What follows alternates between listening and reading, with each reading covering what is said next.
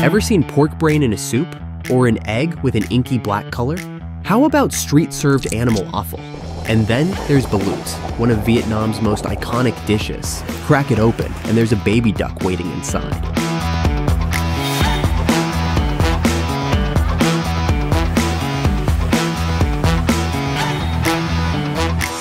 We're here at Soup Bit. It's a fragrant broth made from slow-simmered chicken bones, sweet corn, mushrooms, and crab meat. Next, she beats egg yolks until smooth and adds them to the soup, stirring gently to create soft egg strands.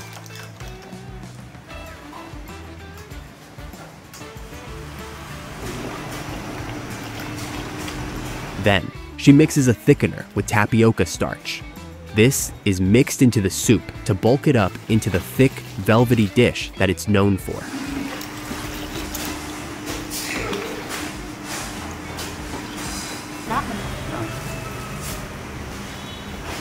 For toppings, the restaurant adds century eggs and boiled quail eggs. They would give the soup extra richness and flavor. And last but not least, we have the pork brains. They're pre-processed by being washed in salt water.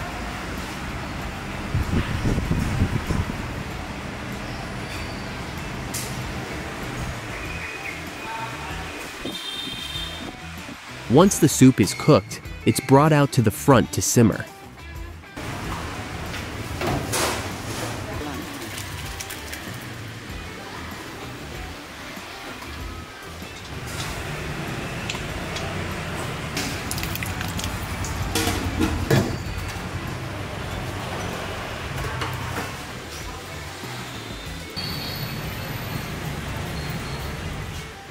The cooked quail eggs are added, and the century eggs are sliced up.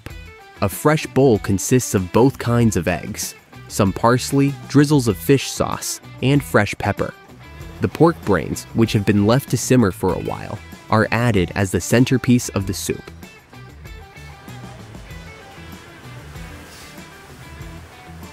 Top with a bit of sauté chili, and the dish is ready. You can pair the soup with some dim sum for a more complete meal. At the table, before you tuck in, you can season it however you wish. A drizzle of soy sauce, for instance, pick up the flavor wonderfully.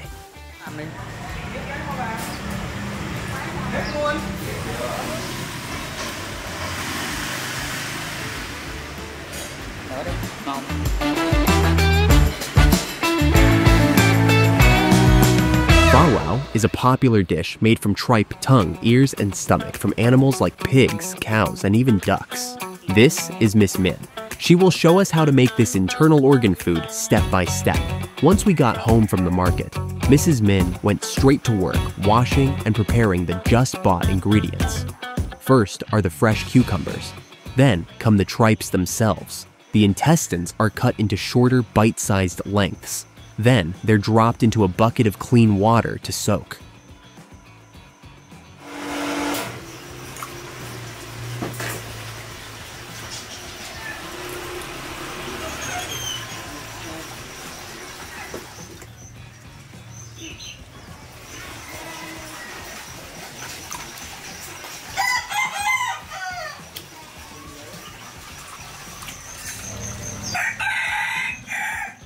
Fresh intestines have an awful stink to them, so after the intestines are prepped, they're put in a bucket and topped with salt, vinegar, and they'd be soaked in this solution, stirred occasionally, until the worst of the stench has worn off.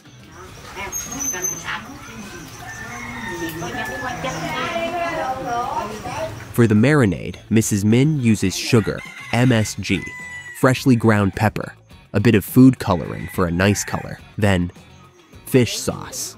You just can't have good Vietnamese cooking without fish sauce. The last ingredient is sarsaparilla soda, and it's Mrs. Min's secret ingredient for a good Pha Lau. Anh thấy nó sôi chưa? Nó quéo rồi. Một cọng bự mà nó còn vô đây thì hỏi em. Giờ thì đi xả nước rồi. After it's been boiled, the offals are soaked in the marinade. Then they go onto the stovetop to cook. Each piece of offal gets to simmer in the fragrant marinade, absorbing layers of rich flavor until the two become inseparable.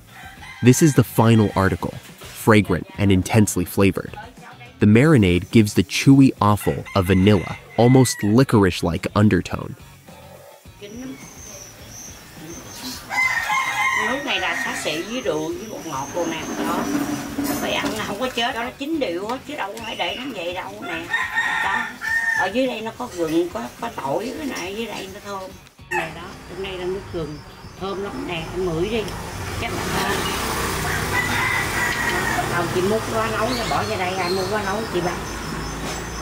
Nè 5 kg, nè.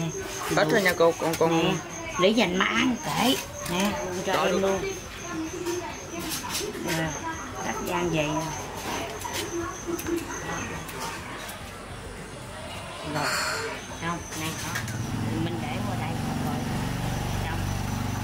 rồi. And we can see this dish anywhere around the city, with even more ingredients: tongue, ears, intestines, liver, and stomach. Each part offers a unique texture that, once cooked and combined with fresh chili sauce, makes for a rather interesting meal. Many Vietnamese prefers it for lunch with a side of fresh bread. So, if you want to know what the lunching experience in Vietnam is like, now you know.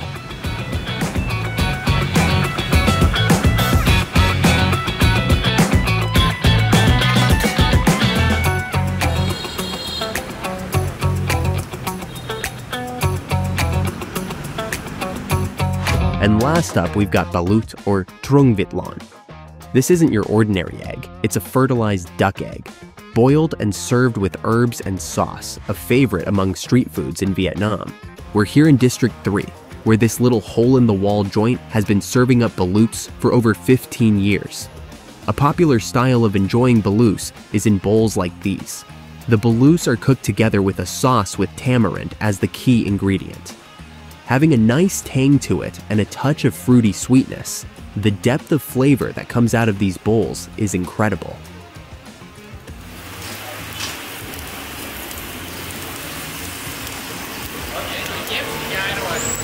Cái nước me này mình có gì?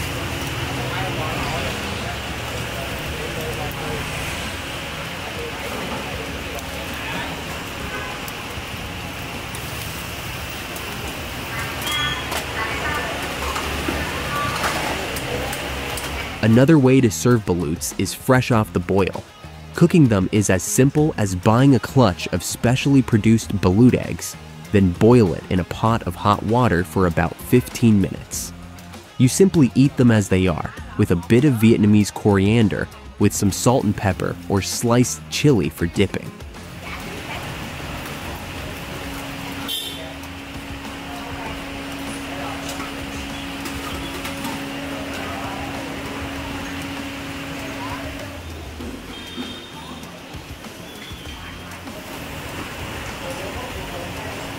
However you choose to enjoy it, top off your baluts with crispy pork rinds that melt into richness and crushed peanuts for the perfect crunch.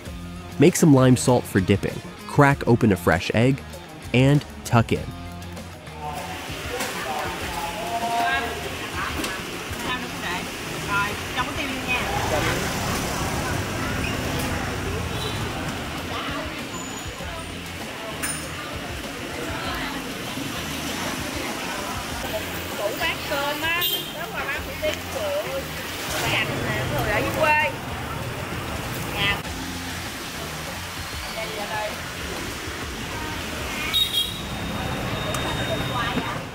But how do they make these black eggs? Start with boiling water. The hot water is stirred into the powdery lye, also known as caustic soda, until it turns into a thick ash-gray liquid that will be the egg's pickling liquid. The normal eggs will be washed. Then, each egg is coated in the lye mixture and rolled in rice chaff. Yeah.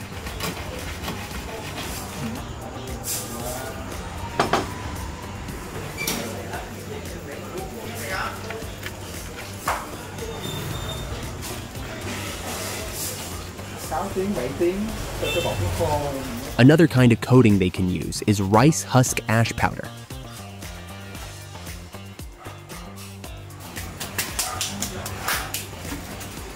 The century eggs are now ready for aging. After 2 weeks, the pickling liquid will transform the eggs. Then, they're peeled, cleaned, boiled, and ready to eat.